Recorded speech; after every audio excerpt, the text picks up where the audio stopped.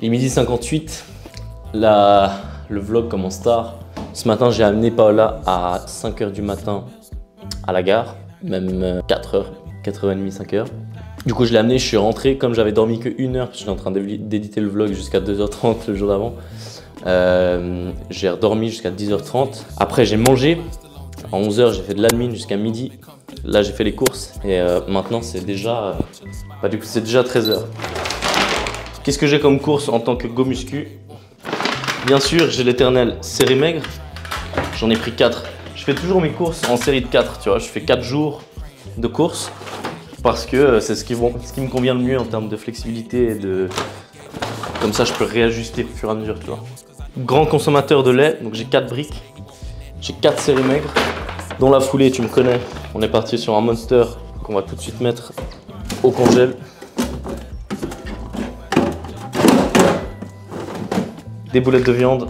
Le clou du spectacle, mais je sais pas comment je vais les faire entrer. Les energy drinks qui me font survivre, mais il faut vraiment que je trouve une alternative, genre du pré-workout ou un truc comme ça, tu vois.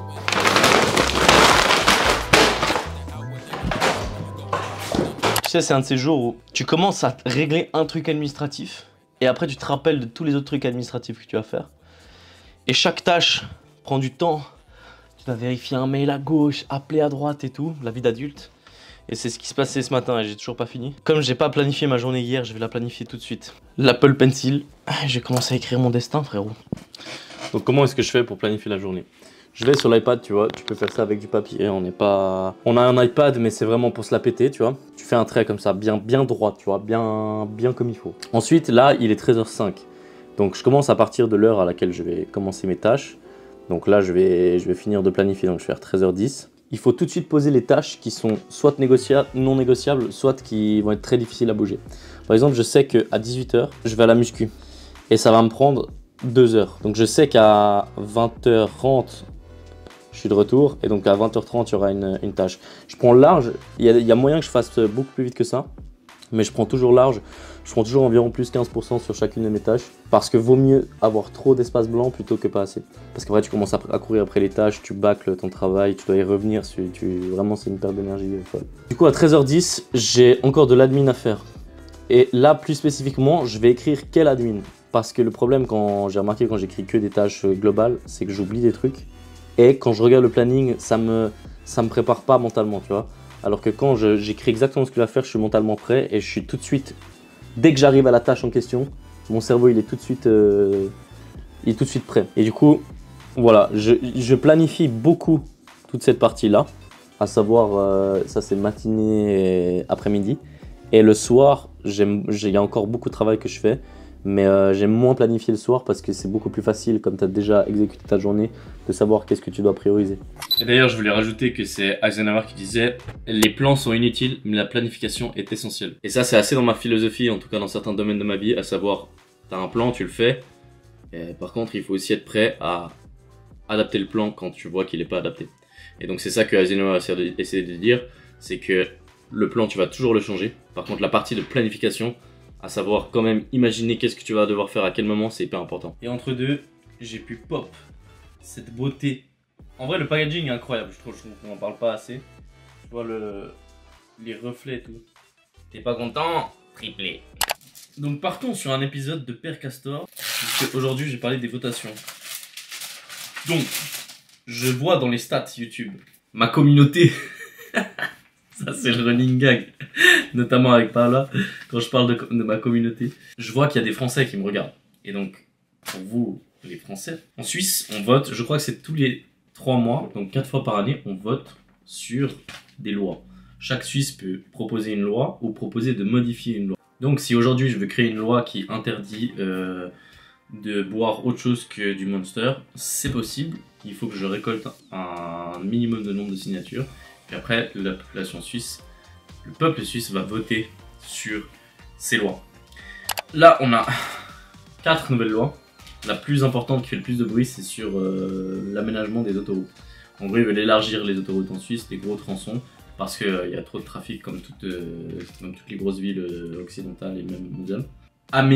Personnellement, je pense qu'élargir les routes, c'est une bonne solution court terme, Mais par contre, sur le long terme, je trouve qu'on met un pansement sur une hémorragie, à savoir la surpopulation et les modes de transport qui sont pas optimisés. Et donc, bien que je sois quelqu'un de pragmatique, et je serais pour une solution pragmatique, à savoir aménager les routes, je pense que c'est pas la bonne philosophie. Je pense que d'accepter ça, d'un point de vue philosophique, c'est pas une bonne chose. Je pense que l'avenir de la mobilité est pas dans la voiture individuelle, ou en tout cas pas celle qu'on connaît aujourd'hui.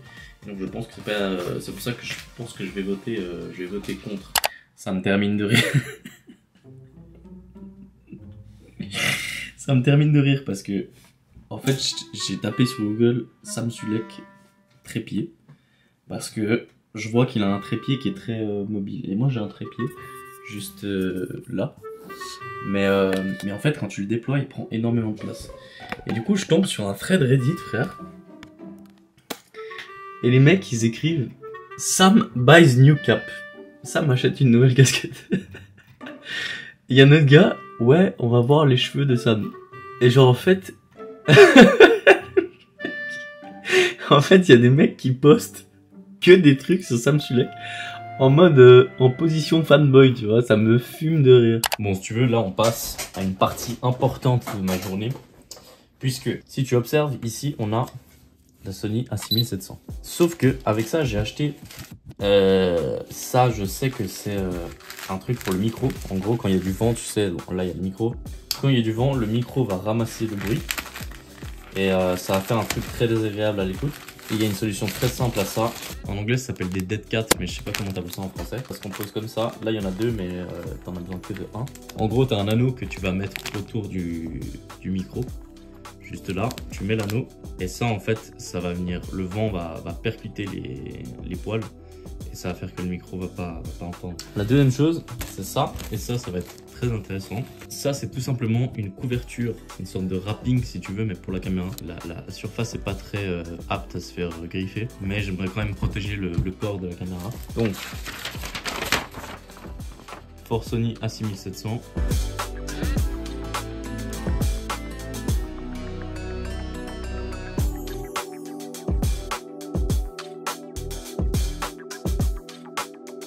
Je vais pas mentir, c'était assez intense. Et il y a quelques pièces qui sont vraiment pas parfaites, genre des fois les coins ils se barrent. Mais je pense que je rajoutais de la colle. Et je soupçonne qu'avec le temps, les coins vont un peu se détacher ou les bords. Mais on verra. Typiquement là sur l'avant, ça donne pas... Heureusement qu'il y a du relief de toute façon, donc les petites imperfections, on les voit pas forcément très bien. Mais le but principal, c'était pas une fonction esthétique, c'était surtout de protéger le corps de la caméra. Franchement, je trouve qu'il y a une petite gaine. Bon, de toute façon, ça se verra pas trop, mais... Maintenant, je vais partir au fit. Et ça va partir, je pense, pour un push day.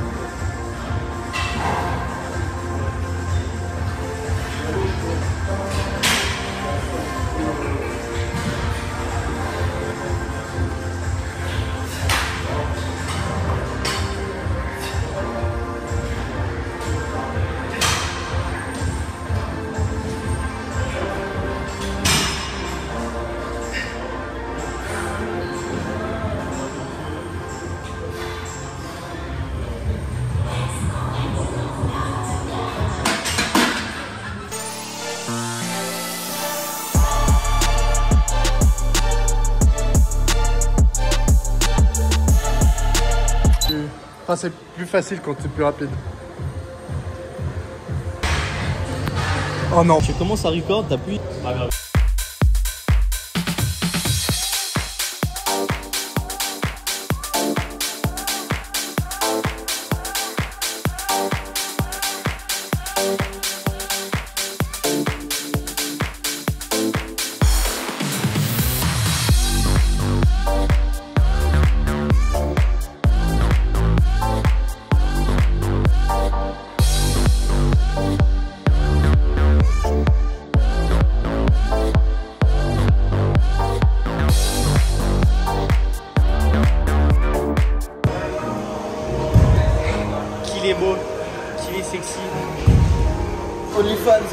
C'est bien, ouais. Merci. Ah bah du coup, bientôt collab avec Arnaud.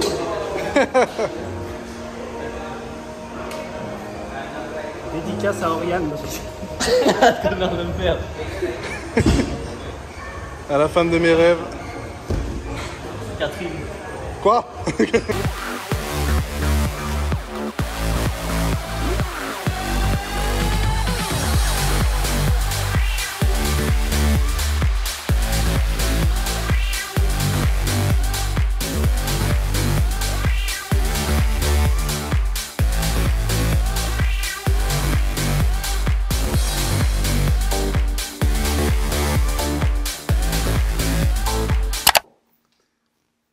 Tu nous présentes ton fit? My what?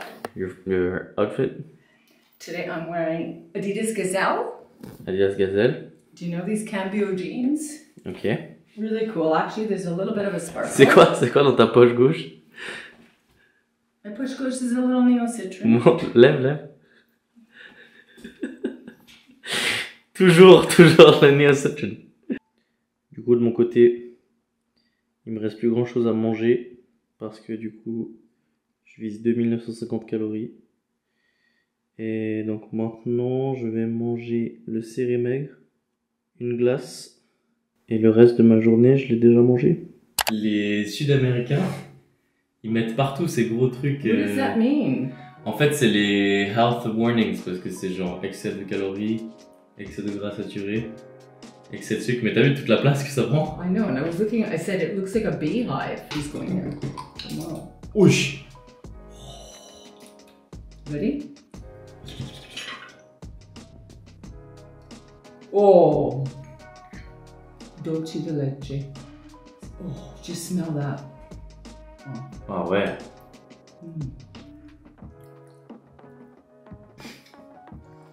Ah ouais, c'est bon. That's good. Ah, c'est That vraiment is bon. insane. Salut mec!